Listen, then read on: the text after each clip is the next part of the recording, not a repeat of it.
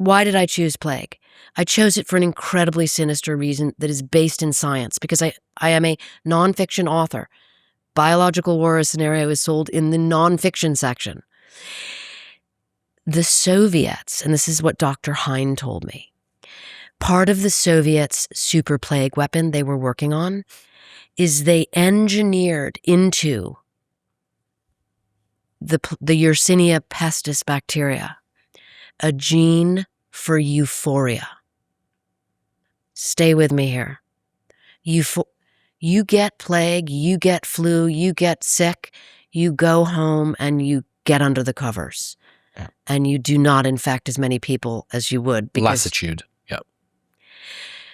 They infected a gene for euphoria because they wanted people to be, if you have euphoria, you want to go to a disco. Wow. And what Hein told me, that really sort of freaked out the USAMRIID doctors and scientists and said, that is straight up evil, that you would actually think that through. And that's why I chose that, because I wanted it to have an analogy in the real world. So does yours have the euphoria thing in it? Absolutely. It is genetically modified to have euphoria. So the first 24 hours, people are spent euphoric, and they only essentially collapse into the disease when the euphoria wears off, and now they're shedding bacteria. They're infecting people like nobody's business, and they've been at places like discos. Okay, so you got a bunch of happy people dancing around. How does that transmission chain begin in your book? The transmission chain begins, I'm not going to totally spoiler alert all my plot points, but outbreak in Siberia. You happen to have a group of international hunters who come across a scientist. When they get on their planes to go home to 5 or 6 of the 7 continents. In a great mood. In a fantastic mood. One of them shot a wolf, and there begins the spreading. I also have a scientist that goes to a priest to confess what he's done. And a person there gets infected who is a student at UCLA, gets on a plane, and is immediately in Los Angeles. So the outbreak, spoiler alert here, but you learned this pretty much in the beginning, the outbreak happens in Los Angeles in a homeless camp, because I learned from all the epidemiologists that I work with that the homeless population is so incredibly dangerous to public health epidemics. Why? After 9/11, the CDC created a nationwide syndromic surveillance system called Biosense. So you have more than 7,000 hospitals, urgent care facilities, emergency rooms, feeding information to the CDC in real time about an outbreak, so that an outbreak stops before it becomes an epidemic, before it becomes a pandemic. America's 800,000 homeless people are not part of that system. All of the epidemiologists I talked to spoke of their great fear about transmission occurring in that kind of a situation.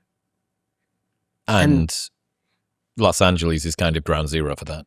We have 75,000 homeless people.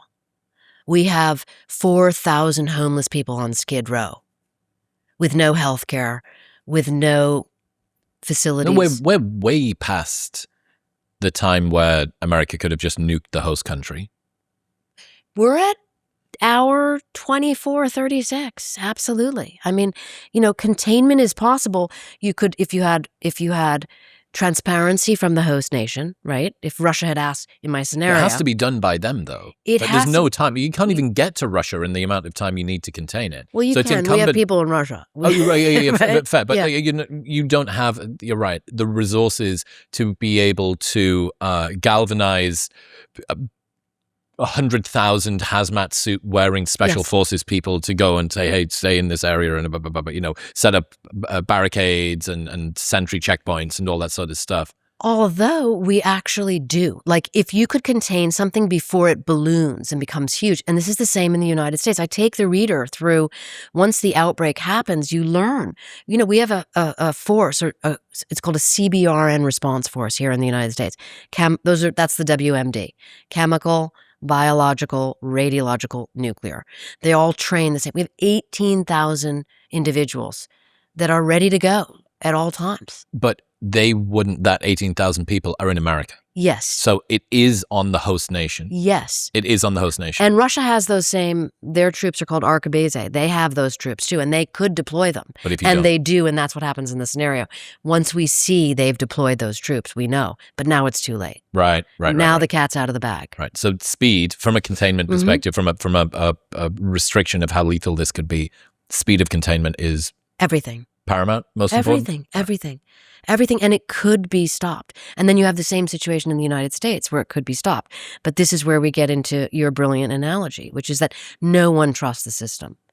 And that's where you see in the scenario that I write, everything breaks down. And to have learned, as I did, that what really makes the Defense Department extremely uneasy is not necessarily the original outbreak, but the secondary effect of anarchy and insurrection that happens in response. When does devolution happen? So in the scenario I write, because we're dealing with plague, which is fast, it's a fast killer, I take the reader from outbreak to anarchy in 6 days. That is how fast it happens.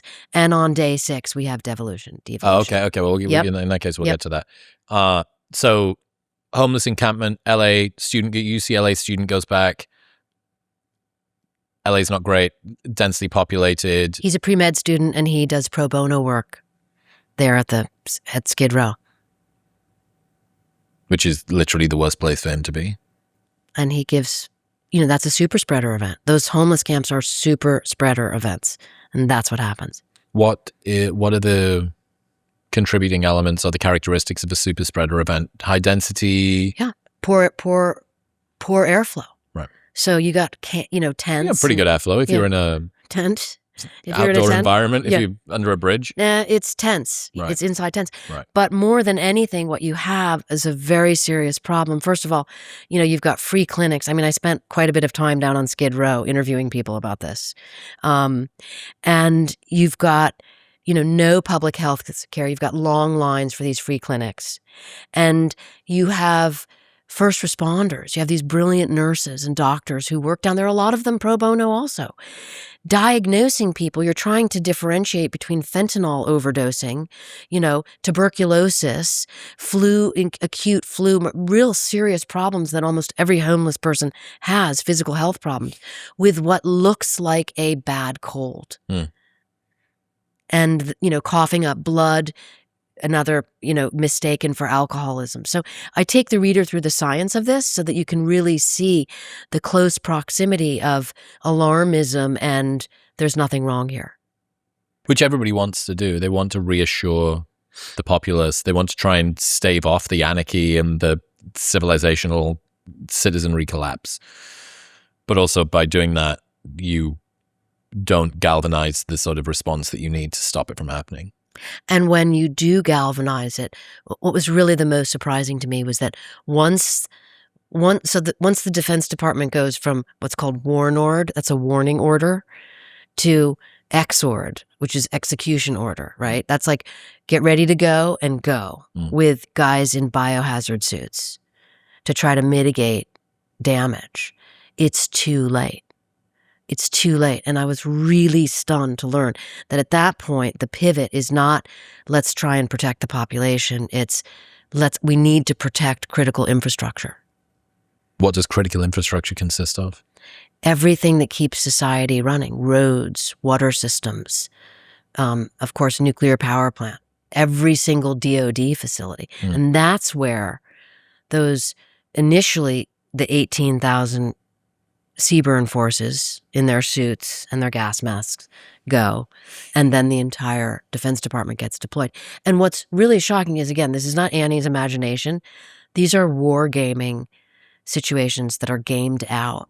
Most people don't realize how much being dehydrated impacts their performance, which is why for the last 5 years, I've started pretty much every morning with Element. Element is a tasty electrolyte drink mix with everything that you need and nothing that you don't. This orange salt in a cold glass of water is like a sweet, salty, orangey nectar, and I really tell the difference when I take it versus when I don't. It plays a critical role in reducing muscle cramps and fatigue, helps to optimize brain health, and regulates your appetite while also curbing cravings. Best of all, they have a no questions asked refund policy with an unlimited duration, so you can buy it and try it for as long as you want, and if you don't like it for any reason, they'll just give you your money back. Plus, they offer free shipping in the US. Right now, you can get a free sample pack of Element's most popular flavors with your first purchase by going to the link in the description below or heading to drinklmnt.com/modernwisdom. That's drinklmnt.com/modernwisdom. Congratulations, you made it to the end of a clip, and the full-length episode is available right here.